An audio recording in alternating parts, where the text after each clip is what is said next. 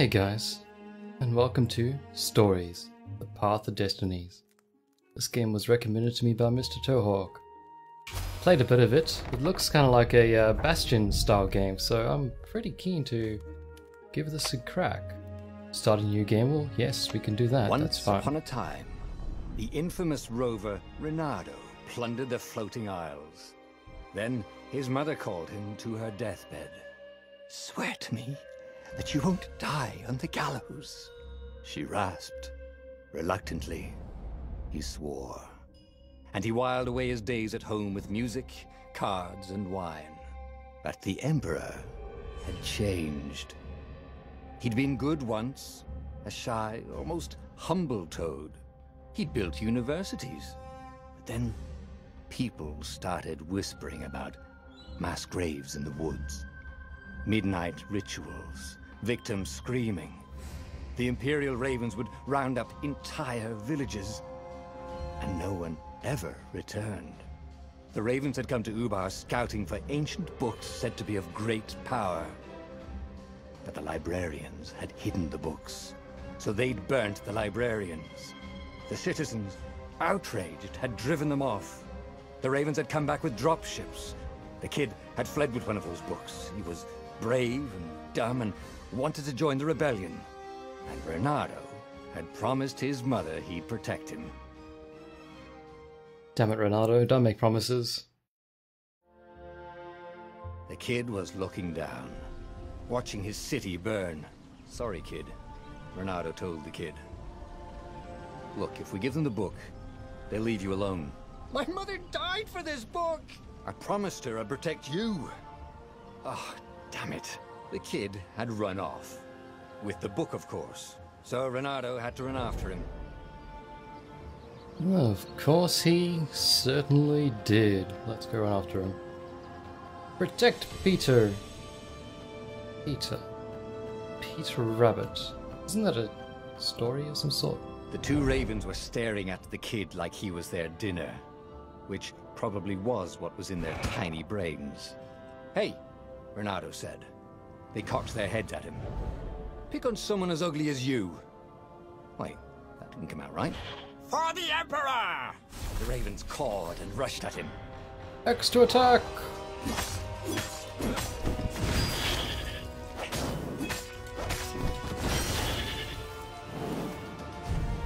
Oh. When an enemy is about to attack, use your left thumbstick and X to counter. Countering can interrupt any other action. Simple as Larry. Come on, boys. Who wants to fight me? Ow. That works as well.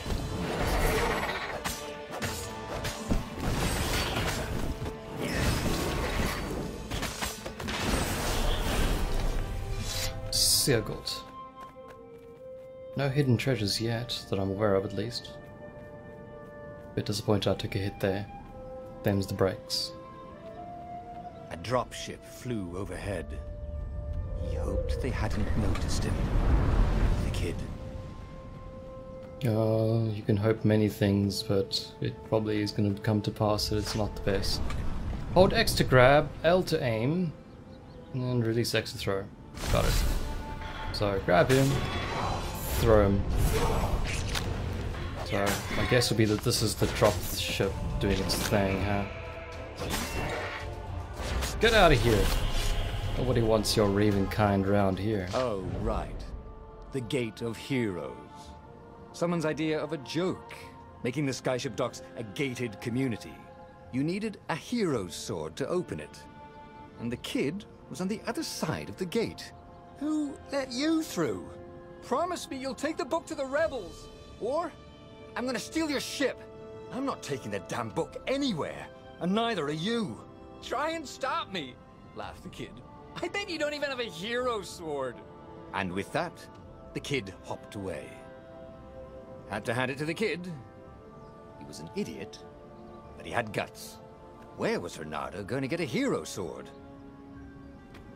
I find it very strange that your shadow is just essentially a giant sword. Anywho, where would I find a sword? Most likely, I'm gonna put this chest. And wind. essence? That sounds about right. I'll need a workshop, though. Thank the gods, there's a workbench right here. Perfect.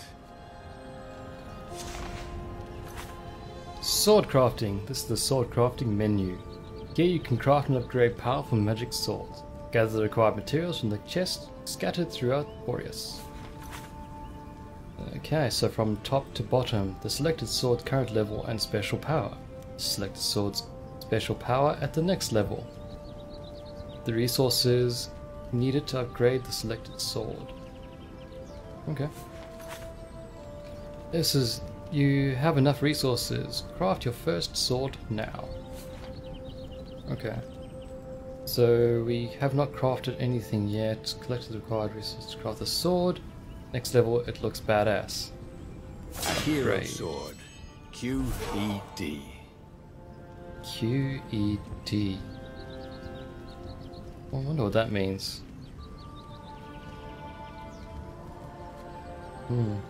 Anywho. So we just need 30 ore to upgrade this one again. Then it allows to heal oneself. Nice. The Firestorm. Our attacking set enemy on fire costs energy. The Void Blade requires wind essence as well. Increase the movement attack speed. Costs energy. Interesting. And the Winter Thorn. Freeze enemy. Costs energy. So it would seem worthwhile to probably upgrade this one again so you can heal yourself. Very, very good. Oh, I can see a shadow now. Barely. The sword's more shadowy than he is, but there you go, you can see a shadow right there. Very interesting. Yes, we've got a hero sword, we can unlock that gate. This is what he got for settling down and finding people to care about. The kid's mum had been a swell cook, and she'd laughed at Renado's jokes, even when he didn't know he'd made one. And then the ravens had come to burn her. And she'd made him promise to protect the kid. But she never told him where the book was. Just the kid. So you were with this woman and the kid was an adopted stepson of some sort, maybe? Guessing. He came up to a ledge. It was too far to jump. There'd been a bridge here before, hadn't there? And there was Peter, giggling at him. "How'd you get across?" he asked the kid. "Where'd you find a hook?" "I hopped," said the kid. Wise-ass kid. "Hey, look out behind you!" "Cute," said Renato. Ah, ravens. Aha. The ravens are here.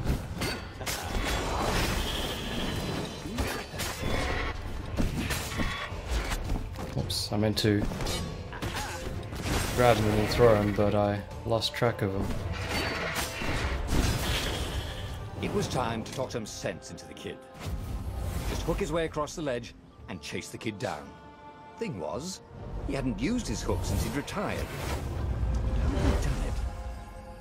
Maybe if he meditated at that altar there, he'd remember his old skills. Conveniently placed altar. Use the altar to learn new skills. Skills! Each time you gain a level, you gain a skill point. Spend your skill points at the altar scattered throughout Boreas to gain new powerful abilities to upgrade existing ones. Or to upgrade existing ones, should I say. It's interesting how it said X, push X to go next, but you have to push A to go next. Skill tiers. There are 4 skill tiers of skills. The more truths you discover, the more tiers you unlock. Ah, interesting. Skill info. Here you can find the description of each skill and its unlock requirements. You have 1 skill point to spend. Go and buy the hook shot skill.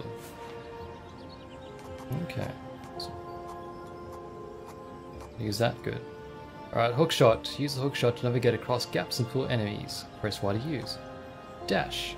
Use a supernatural dash. Use those combinations to use it.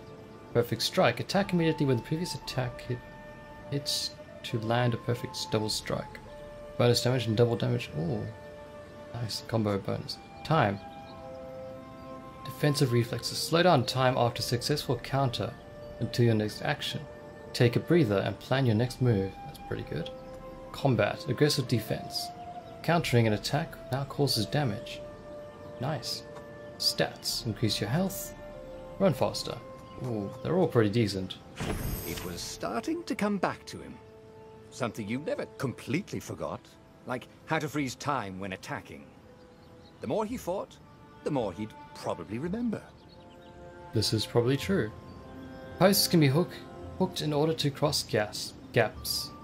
Press wide hook posts or pull enemies towards you. Hooking enemies consumes stamina. Alright. And voila. It kind of reminds me of Deity, where you get to chain things. That was a fun game. Really enjoyed that. And there was the Farfarer. She was the fastest ship he'd ever known. She could do the Kestra run in 12 furlongs. Oh, so the salesman had told him. And something told him the kid was about to walk into an ambush. "Stop!" he shouted. "I'm not giving you the book!" shouted the kid, and took off. "No! Peter!" But the kid ran for it, and a goggler nailed him with its ivy.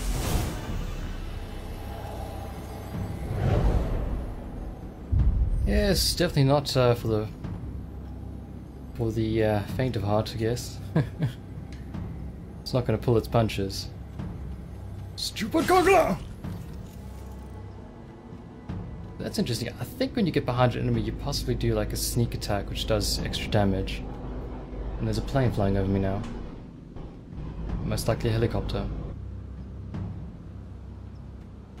Sehr gut. The book was unburned. Next to it were the buckles from the kid's shoes, and a kid-sized pile of ashes. Damn it. Why hadn't he lied and told the kid he'd take the book to the rebels? The kid would be alive now. Really pissed off and betrayed, but alive. Oh, damn it. Renato picked up the book. He couldn't let the Empire have it now. He was going to have to get it out of there. He'd be a wanted man. Probably have to join the rebellion just to have a place to dock. Well, he'd hated home life anyway. Sorry, kid.